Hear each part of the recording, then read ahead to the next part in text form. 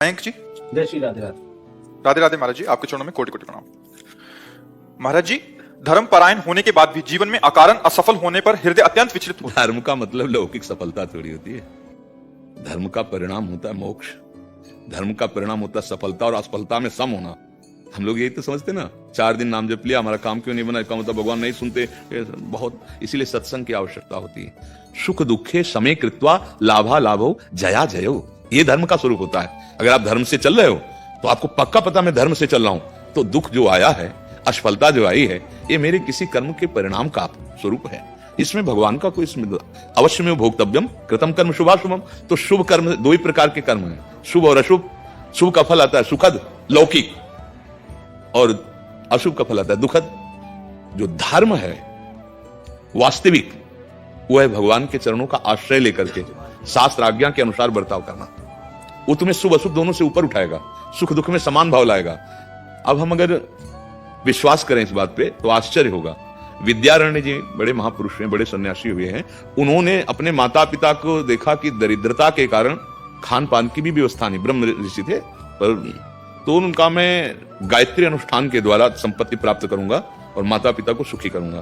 तो 24 लाख मंत्रों का एक पुरस्चरण होता है, तो 24 लाख गायत्री का अनुष्ठान किया, कुछ नहीं हुआ। फिर दूसरा अनुष्ठान किया, तीसरा अनुष्ठान किया, माता पिता तो धीरे धीरे पधार गए, पर वो जिद ऐसी लगी रही कि आखिरकार क्या मंत्र का प्रभाव ही नहीं। 23 पुरस्चरण किए, करते करते बाल्यावस्था जब यज्ञोपवीत हुआ तो तब से लेकर अब अर्ध जीवन की अवस्था होगी पुरस्चरण करते हुए। अब उन्होंने कहा कि क्या जीवन हमारा, संन्यास ले लिया। जे संन्यास लिया तो वेद माता गायत्री प्रकाशित हो गए, सामने आ गए साक्षात, और कहा बेटा अब देवराज इंद्र का पद भी तुम्हारे लिए दुर्लभ नहीं। तो उनका हम आप तो सन्यासी हो गए। अब हमको तो खुद न तो ब्रह्मा का पद चाहिए और न देवराज इंद्र का पद चाहिए, पर हम आपसे ये प्रार्थना करते हैं कि 23 पुरस्चरण के धन के लिए, गायत्री तो बहुत सामर्थ्यशाली माता है, 23 पुर आप क्यों नहीं आए? तो उनका तुम्हारे अनंत जन्मों में ऐसे छोटे छोटे पाप तो भस्म सब हो गए, ऐसे 24 महापाप थे, एक एक पुरस्चरण से वो नष्ट हुए। हाँ, अब जब सन्यास लिया 23वें के बाद, तो एक पुरस्चरण का काम सन्यास ने कर दिया।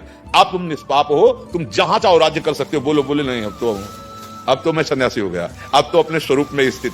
तो देखो इतना बड़ा अनुष्ठान भी, वो महापाप उनके 24 ऐसे अटके कि धन प्राप्ति ने। तो बात यहां समझनी है कि कुछ हमारे जमा है और कुछ निकाल करके शरीर को बनाया गया है, शुभ अशुभ दोनों से। अब वो जो गोदाम जमा है हमारा, वो तो आग लग जाएगा। साधन करो अच्छे से, नियम से, संयम से, मर्यादा के अनुसार, तो हम सर्वपापेभ्यो मोक्षयिष्यामि मा शुचा। लेकिन जो बन चुका है, देखो किडनी फेल है, डायलिसिस हो रहा है, कष्ट भोग रहे हैं, तो बोले आपको भजन का फल क्या मिला? दहाड़ रहे हैं। ऐसी स्थिति में दहाड़ रहे और मस्त हैं।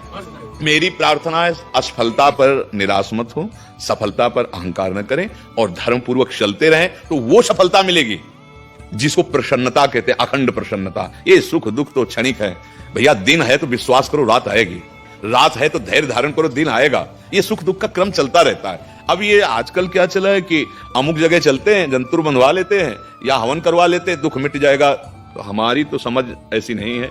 हमें जैसा गुरुजनों से समझ में आया है, भगवान के बच्चे में भोक्तव्यम कृतम कर्म शुभाशुभम। भैया तो भगवान से बढ़कर तो कोई शक्तिशाली है नहीं।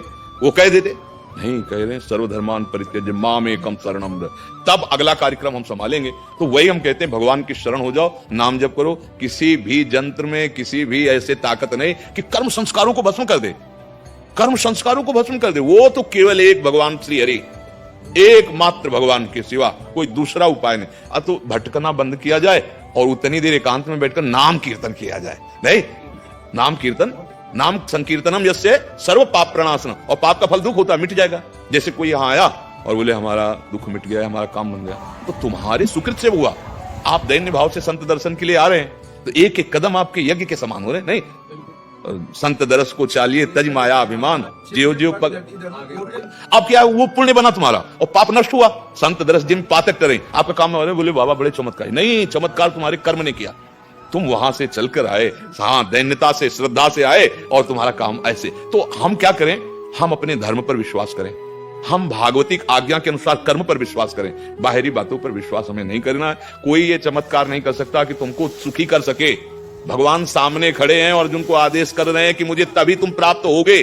अनन्य चेता सततम यो माम स्मृति नित्य सा तस्याम सुलभा पार्थ, सामने खड़े सरकार। आप देखो, हम तो भगवत दर्शन की लालसा से साधना कर रहे हैं, अर्जुन के सामने खड़े हैं, कह रहे हैं फिर भी तो मुझे प्राप्त नहीं कर सकते तब तक जब तक अनन्य चेता सततम यो माम स्मृति नित्य सा तस्याहम सुलभा पार्थे। इसलिए मेरा अनन्य चिंतन कर। चिंतन की बात भगवान अर्जुन जी को सामने आदेश कर रहे, सामने होते, और सच्ची कह रहा हूं, सामने ही है। मत्ता पर तरम नान्यत किंचिदस्ति दलल जाए, लेकिन क्या देख पा रहे? सामने वो छलिया विविध रूपों को, यही विराट रूप है।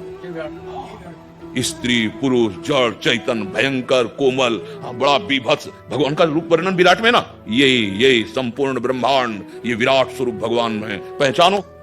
अब बिना गुरु कृपांजन के नेत्र ऐसे हैं कि त्रिगुण माया का खेल तो देख सकते हैं, लेकिन मायातीत भगवान को नहीं देख पाते। मत्ता परतरम नान्यत किंचिदस्ति धनंजय सर्वम खलमिदम ब्रह्म ने नानास्ति किंचन, बैठा तो है, कहां देख पा रहे? पुरुष स्त्री महात्मा दुरात्मा उत्तम अधम जड़ चैतन्य, ये आप कैसे देखें? बोले अनन्य चिंतन करो भगवान का। चिंतन का जो ही रंग चढ़ेगा और ये यंत्र पवित्र होंगे, मन बुद्धि चित्त अहम, चिंतन बदल जाएगा। हाँ, गोस्वामी जी देख रहे हैं, सी राम मैं सब जग जान, मानी नहीं कह रहे। कोई कह दे भाई आपकी मान्यता है, वो कह रहे मानी नहीं जानी, मैं देख रहा हूं सी राम तत्व विराजमान, सी राम में सब जग जानी, जड़ चेतन जग जीव जत सकल राम में जानी। वैसे तो कह देते कि मानी, सब भगवान के स्वरूप ऐसा मानकर मैं प्रणाम करता हूं, लेकिन कोई प्रश्न उठा सकता है कि आपकी मान्यता?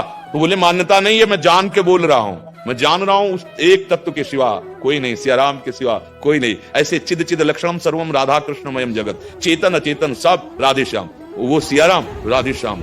अपनी दृष्टि जैसी की गई तो वो परम तत्व वैसा ही हमको अनुभव में आने लगा। लेकिन जब हमारे अंदर मलिनता है तो अब नानात्व आ रहा है, दुख सुख आ रहा है। तो जड़ से दुख सुख को मिटाने का उपाय भगवान का आश्रय लेकर भगवत नाम कीर्तन, भगवत नाम जप, भगवत कथा श्रवण, भगवत कथा गायन, यही माया पर विजय प्रदान कर सकता है। तो धैर्य पूर्वक रहोगे तो आपको अनुभव होने लगेगा कि भगवान हमारा पग पग पर साथ दे रहे हैं।